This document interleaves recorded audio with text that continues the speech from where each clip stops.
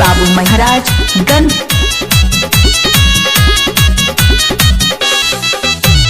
लड़की में सुंदर तू है लड़का छछुंदर, मैं हूँ मौसमी तू तो लगता चुकुंदर। लड़की में सुंदर तू है लड़का छछुंदर, मैं हूँ मौसमी तू तो लगता चुकुंदर। देखो ना सपना बनेला सजना, सपना देखे में का दिक्कत? दूर हट ना तो कुछ दे हम लोग।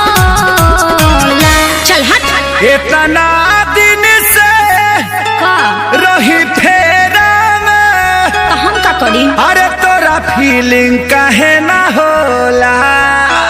ओहो हाय मुंह देखला, हाय मुंह पर फीलिंग जागी। भैंसा लागत नहीं का तनी करिए नु बनी। कोरिया ना तू कोयला बड़ा।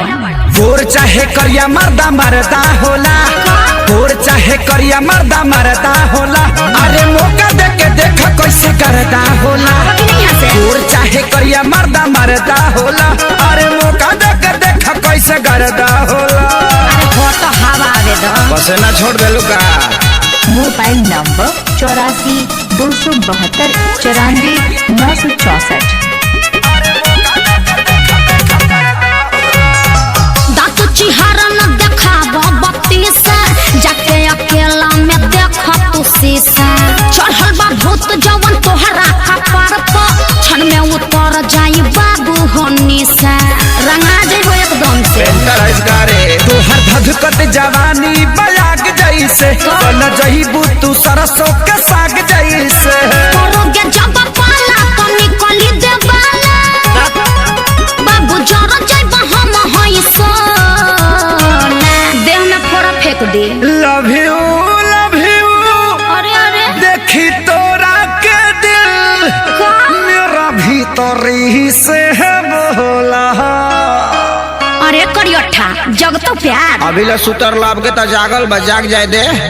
गोर चाहे करिया मर्दा मरदा होला, अच्छा। गोर चाहे करिया मर्दा मरदा होला। अरे मौका दे के देखा कैसे करदा होला। आई भाई गोर चाहे करिया मर्दा मरदा होला, आ मौका दे के देखा कैसे करदा होला। चल हट लिबरा हा पता। लिबरवा दे। डीजे जमालुद्दीन बाबू महाराजगंज।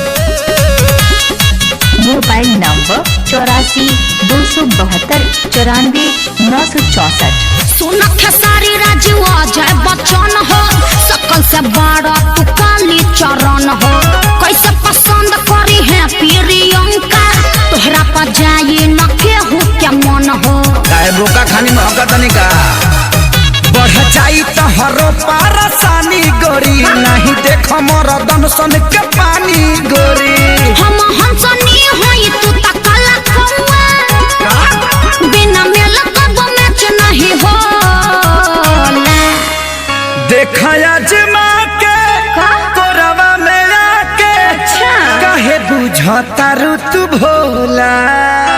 देखे में तो नहीं लागत कि तू चालाक हो खबर। नीम के पता है, एक बार पी के देखो मोय पानी ब्लड हो जाई।